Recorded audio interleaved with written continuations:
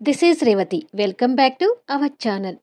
మీకు వినిపించబోయే కథ villain episode number 168. కథను రచించిన వారు నక్షత్ర గారు. తన పర్మిషన్తో ఈ కథను మీకు అందిస్తున్నాను. ఇక కథలోకి వెళ్దాము. రాకేష్ అలా కోపంగా రూమ్లోకి వెళ్ళి డోర్ వేసుకోవడం చూసి, బావకి ఏమైందత్తా అని అడిగింది సంజు. ఏమోనే, నాకేం తెలుసు, నీ ముందేగా వాడు నా మీద కోపడుతూ వెళ్ళింది అంది జగదాంబ. నేను వెళ్ళి చికెన్ తీసుకొచ్చినా పోయేది అంది సంజన. ఇప్పుడు మరి నాకు ఏం చేసి పెడతావే అని అడిగింది జగదాంబ చికెన్ లేదని నిరాశతో.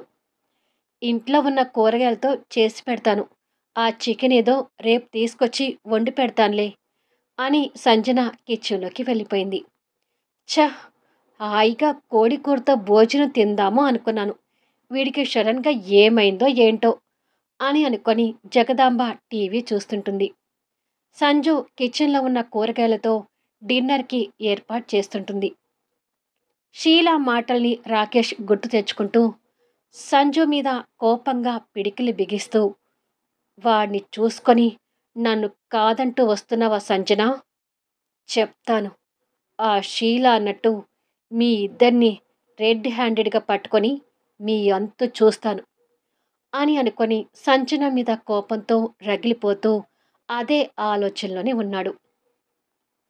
కాసేపటికి జగదాంబ వెళ్ళి, భోజనానికి రా రాకేష్ అని అంది. నాకేమి వద్దు, నువ్వు వెళ్ళి తిను అన్నాడు చిరాకు పడుతూ. ఏమైందిరా, ఏంటి అలా ఉన్నావు అని అడిగింది జగదాంబ. నేను ఏదో ఒక రకంగా ఉన్నాను కానీ నువ్వు వెళ్ళమ్మా అని కసిరించాడు. ఏంటో నీ కోపం, మేమైతే భోజనం చేస్తున్నాం అని చెప్పి జగదాంబ రూములో నుంచి వెళ్ళిపోయింది. సంజు డైనింగ్ టేబుల్ దగ్గర డిషెస్ సెట్ చేస్తూ, బావా రాలేదేంటి అత్తా అని అడిగింది. వాడికి భోజనం వద్దంట, మనకి పెట్టు అంది జగదాంబ. భోజనం చేయకుండా ఎలా నిద్రపోతాడు అని అంది సంజు. వద్దు అంటున్నా బతిమిలాడి పెట్టడానికి వాడేమి చిన్నపిల్లాడు కాదు కదా, వాడు ఏదో కోపము చిరాకులో ఉన్నాళ్లే, మనం తిందాం పెట్టు అని జగదాంబ వచ్చి కూర్చుంది. సరే అని సంజు కూర్చొని వాళ్ళ అత్తకు వడ్డించి తను కూడా వడ్డించుకుంది. సంజుకి వాళ్ళ అత్తను చూస్తుంటే పూర్ణ దగ్గర డబ్బు తీసుకోవడమే గుర్తొచ్చి, అసలు పూర్ణ మేడం దగ్గర నుంచి మా అత్త డబ్బు ఎందుకు తీసుకుంది అనేది ఇప్పటికీ కూడా తెలుసుకోలేకపోయాను. ఇద్దరు ఈ విషయం గురించి కరెక్ట్గా చెప్పడం లేదు. ఏదో ముఖ్యమైన కారణాలతోనే పూర్ణ మేడం మా అత్తకి డబ్బు ఇచ్చి ఉండాలి అని అనుకొని భోజనం చేయకుండా ఆ ఆలోచనలో ఉంటే, నీకేమైందే, నువ్వు భోజనం చేయవేంటి అని అడిగింది జగదాంబ. చేస్తున్నానత్త అంటూ ఇక ఆ ఆలోచనకి బ్రేక్ ఇచ్చి భోజనం చేస్తుంటుంది. మరి కాసేపటికి యశ్వంత్ ఫోన్లో నవ్వుతూ కబుర్లు చెప్తూ పడుకుంది. ఇక్కడ రాకేష్ మాత్రం సంజన మీద కోపంతో రూముల నుంచి బయటకు రావడం లేదు. వాళ్ళిద్దరి మధ్య ఉన్న రిలేషన్ని అసలు తట్టుకోలేకపోతున్నాడు.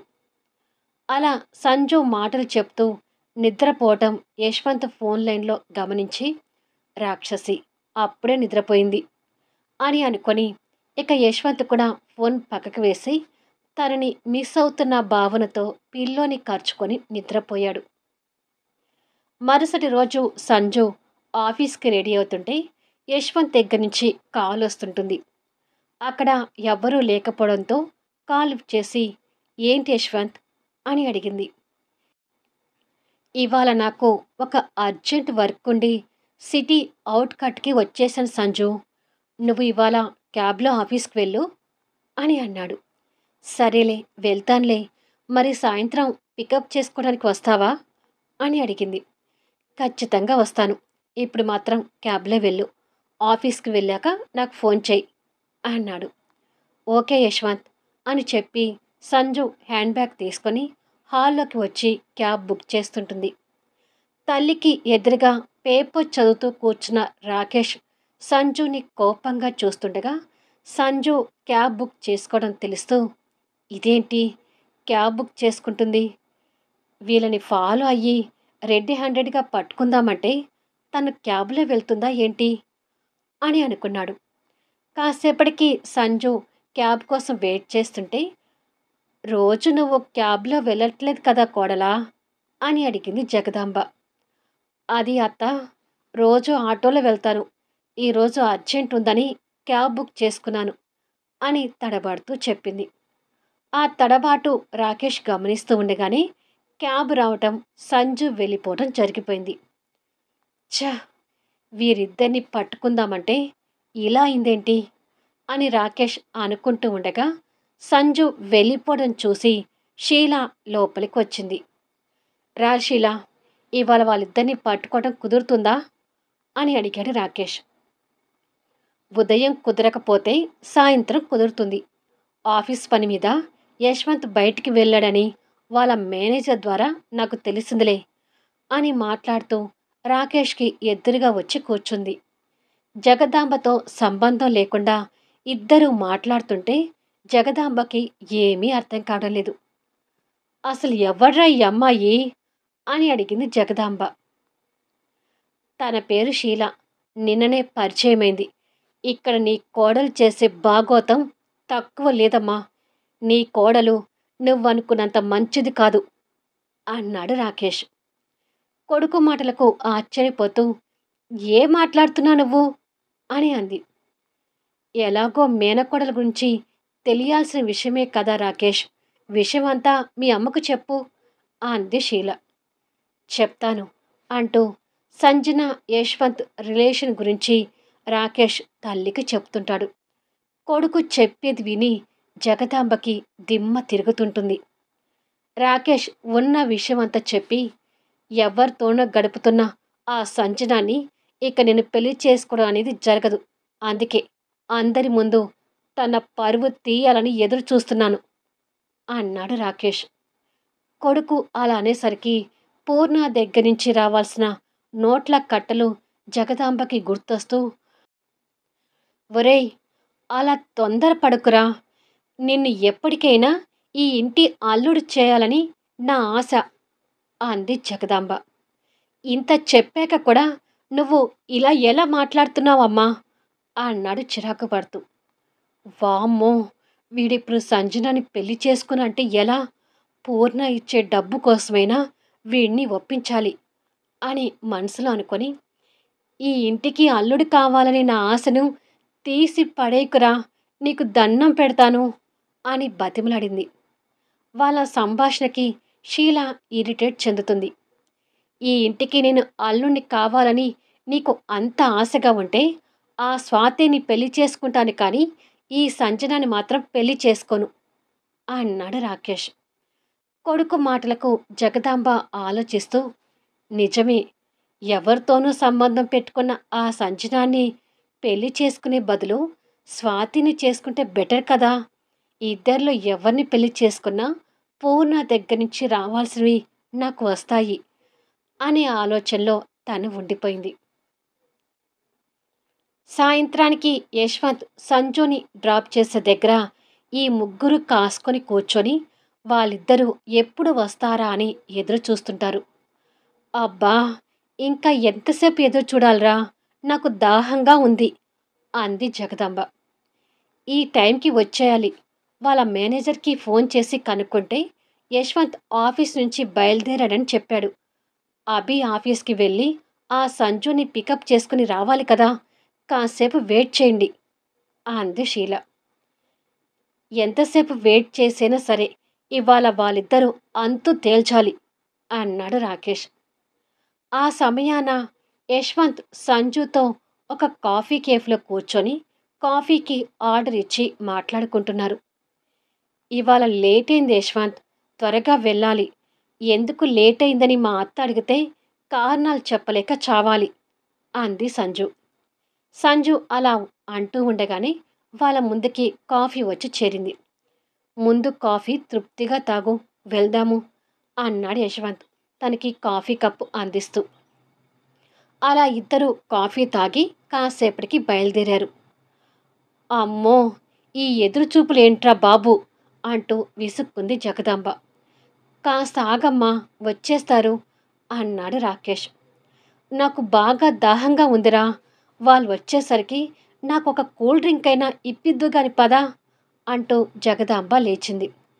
కాసేపు ఉండండి, వాళ్ళు వచ్చేస్తారేమో అంది షీల. వాళ్ళు వచ్చేసరికి మేము కూల్ డ్రింక్ తాగి వచ్చేస్తాంలే అంది జగదాంబ. అవును షీల, వెంటనే వచ్చేస్తాము అని చెప్పి రాకేష్ తల్లిని తీసుకొని అక్కడి నుంచి కాస్త దూరంలో ఉన్న షాప్ వైపు వెళ్తున్నాడు. ఛ, ఈవిడ గానికి కాస్త కూడా ఓపిక ఉండదట్టుంది అని తిట్టుకుంది షీల. ఇద్దరూ షాప్కి వెళ్ళి కూల్ డ్రింక్ తాగుతూ ఉండగా యశ్వంత్ కారు వస్తుంటుంది. ఆ క్షణం వస్తున్న కార్ చూసి షీల టెన్షన్ పడుతూ యశ్వంత్కి కనపడకుండా చెట్టు చాటున దాక్కొని అయ్యో సమయానికి వెళ్ళిపోయారు అంటూ వాళ్ళు వెళ్ళిన వైపు చూసేసరికి కొంచెం దూరంలో ఇద్దరు కూల్ డ్రింక్ తాగుతున్నారు. సంజు నవ్వుతూ కార్ దిగితే మరో పక్క నుంచి యశ్వంత్ కూడా కార్ దిగాడు. ఇక్కడ రాకేష్ వాళ్ళు కార్లో నుంచి వాళ్ళు దిగింది చూసుకోకుండా కూల్ డ్రింక్ తాగడంలో ఉన్నారు. వీళ్ళు ఉట్టి విధవల్లాగా ఉన్నారు అని తిట్టుకొని షీల రాకేష్కి ఫోన్ చేస్తుంటుంది. కూల్ డ్రింక్ సగం తాగిన రాకేష్ ఫోన్ తీసి హలో అన్నాడు. ఒకసారి ఇటువైపు చూడు, యశ్వంత్ వాళ్ళు వచ్చారు అని అంది షీల. రాకేష్ అటువైపుగా చూసేసరికి దూరం నుంచి యశ్వంత్ సంజు మెడ చుట్టూ మాలలాగా చేతులు వేసి నవ్వుతూ మాటలు చెప్తున్నాడు. యశ్వంత్ మాటలకు సంజు కూడా నవ్వుతూ ఇక నన్ను వెళ్ళనివ్వు యశ్వంత్ అని అంది. వాళ్ళిద్దరినీ అలా చూస్తున్న రాకేష్కి జగదాంబకి కళ్ళు మండిపోతుంటాయి. త్వరగా వచ్చేయ్, ఆ సంజు పరువు తీయడానికి ఇదే మంచి సమయం అంది షీల. సరే సరే, ఇప్పుడే వచ్చేస్తున్నాను అని రాకేష్ సగం తాగిన కూల్ డ్రింక్ వదిలేస్తే అమ్మో నేను కూల్ డ్రింక్ మొత్తం తాగాలి అని అనుకొని జగదాంబ గటగట కూల్ డ్రింక్ మొత్తం తాగేస్తుంది. త్వరగా పద అమ్మా అంటూ రాకేష్ ఆ షాపు వాడికి డబ్బులిచ్చి తల్లిని వెంట తీసుకొని వస్తున్నాడు. యశ్వంత్ వాళ్ళకి కనపడకుండా షీల చాటుగా నిలబడి త్వరగా రారా బాబు అని తిట్టుకుంటుంది. ఇప్పటికే లేట్ అయింది యశ్వంత్, ఇక నేను వెళ్తాను, వీలుంటే ఫోన్ చేస్తానులే అని అంది సంజు. సరే, లేట్ అయిందని కంగారు పడుతున్నావు కదా, వెళ్ళు అని చెప్పి యశ్వంత్ అనగానే సంజు ఇంటి దారి పడుతుంది. అంటే సంజు ఇటుగా వెళ్ళటం, రాకేష్ జగదాంబ అటుగా రావడం జరుగుతుంటుంది. అయ్యో తను వెళ్ళిపోతుంది, త్వరగా రండి అని షీల అనుకుంటూ ఉండగా అమ్మా తను వెళ్ళిపోతుంది, త్వరగా రా అంటూ రాకేష్ జగదాంబ అక్కడికి చేరక ముందే అప్పటికే సంజు అక్కడి నుండి వెళ్ళిపోయింది. ఛ, ఒకటి అనుకుంటే మరొకటి చేశారు అని తిట్టుకుంది షీల. సంజు వెళ్ళే వరకు చూసి యశ్వంత్ కారు ఎక్కబోయి అనుకోకుండా కారు సైడ్ మిర్రర్ వైపు చూసేసరికి రాకేష్ జగదాంబ వెనక నుండి రావటం మిర్రర్లో కనిపిస్తుంది. వాళ్ళు రావడం చూసి కొద్దిపాటి షాక్ అవుతున్నాడు. వాళ్ళు అక్కడ ఉన్న షాప్ నుంచి వస్తున్నారని, ఇంతసేపు వారిద్దరినీ చూశారని యశ్వంత్ పసికట్టడం ఎంతోసేపు పట్టలేదు. షీల చెట్టు చాటున ఉండి యశ్వంత్ మిర్రర్లో చూస్తున్నది కూడా గమనిస్తుంటుంది. సంజన వెళ్ళిపోవడం రాకేష్ చూసి ఛ, సంజన మిస్ అయింది, అయినా ఏముందిలే, తను మిస్ అయినా వీడి సంగతి చూసి తర్వాత ఇంటికి వెళ్ళి తన సంగతి చూస్తాను అని రాకేష్ ఆవేశంగా తల్లితో కలిసి యశ్వంత్ వెనుకగా వచ్చాడు. ఇద్దరూ వెనుకగా కనిపిస్తున్న యశ్వంత్ని ఆవేశంగా చూస్తున్నారు. ఇప్పుడు ఏం జరగబోతుందో ఏంటో అని షీల టెన్షన్గా చెట్టు చాటున ఉండి చూస్తుంటుంది. రాకేష్ మొహంలో కనిపిస్తున్న ఫేస్ ఎక్స్ప్రెషన్స్ అన్నీ యశ్వంత్ పాదరసం అంతా ఫాస్ట్గా గమనించి వెనక్కి తిరిగాడు. ఆ వెనక తిరిగే విధానంలోనే యశ్వంత్లో ఉన్న యాటిట్యూడ్ దగ్గరగా చూసి ఇద్దరు కొంచెం బెదిరారు. అయినా మళ్ళీ అంతలోనే రాకేష్ ధైర్యం తెచ్చుకొని మా మరదలతో రాసుకొని పూసుకొని బాగానే తిరుగుతున్నావు. అసలు ఎవరు నువ్వు అని అడిగాడు తెలియనట్టుగా. తన ప్రేమికుడిని అంటూ యశ్వంత్ సూటిగా సమాధానం చెప్పాడు. ప్రేమేనా? అంతకంటే ఎక్కువ కూడా ఉందా అంటూ రాకేష్ తెలియనట్టుగానే అడిగాడు.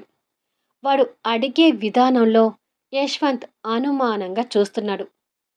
అవ్వా అవ్వా, మీ ఇద్దరినీ అలా చూడలేకపోయాను అంది జగదాంబ మూతి మీద చేయి పెట్టుకుంటూ. యశ్వంత్ వాళ్ళ ఇద్దరి ఎక్స్ప్రెషన్స్ని పూర్తిగా గమనిస్తున్నాడు. సంజు మిస్ అయినా తన సంగతి తర్వాత చూడొచ్చు. ఇప్పుడు ముందు యశ్వంత్ సంగతి తేలాలి. ఆ యశ్వంత్కి గట్టిగా బుద్ధి చెప్పు రాకేష్ అని అనుకుంది షీల చెట్టు చాటున ఉండి అదంతా చూస్తూ. ఇతగాడిని ఊరికనే వదలొద్దురా, నువ్వేంటో ఇతడికి చూపించు అంది జగదాంబ. అది విని యశ్వంత్ మౌనంగా అతని యాటిట్యూడ్ లెవెల్లో రాకేష్కి లుక్ విసిరేస్తున్నాడు. రాకేష్ పెద్ద హీరో లెవెల్లో షర్ట్ హ్యాండ్స్ ఫోల్డ్ చేసుకుంటూ ముందుకొచ్చి యశ్వంత్ ఛాతీ మీద చేయి వేసి తట్టాడు. యశ్వంత్ ఛాతీ మీద పడ్డ రాకేష్ చేయి మీద ఒక్క లుక్ ఇచ్చాడు. రాకేష్ ఆ లుక్కులో ఉన్న పవర్ తెలుసుకోలేక, చెప్పు హీరో, తనతో ప్రేమలో మాత్రమే ఉన్నావా, లేకపోతే తనని ఉంచుకున్నావా అని కావాలని అలా ప్రశ్నించాడు. మరుక్షణమే ఆ ప్రదేశంలో గట్టి శబ్దం వస్తూ రాకేష్ భూమికి హత్తుక్కున్నాడు. కింద పడ్డ రాకేష్కి ఏం జరిగిందో తెలుసుకోలేనంతగా షాక్లో ఉన్నాడు. ఆ దృశ్యం చూసిన జగదాంబకి కళ్ళు బైర్లు కమ్ముతుంటే షీల భయంగా నోరు వెళ్ళబెట్టింది. టెంపరోడిలో టెంపర్ ఐ పీక్స్లోకి వెళ్ళి భూమికి అతుక్కొని ఉన్న రాకేష్ని ఒక్క తన్ను తన్నాడు. యశ్వంత్ దెబ్బకి రాకేష్ వెళ్ళి ఎక్కడ పడ్డాడు అనేది నెక్స్ట్ వీడియోలో చూద్దాం. కథ నచ్చితే దయచేసి లైక్ చేయండి, కామెంట్ షేర్ చేయండి, సబ్స్క్రైబ్ చేసుకుని ఛానల్ షేర్ చేస్తూ సపోర్ట్ చేయండి. Thanks for లీజనింగ్.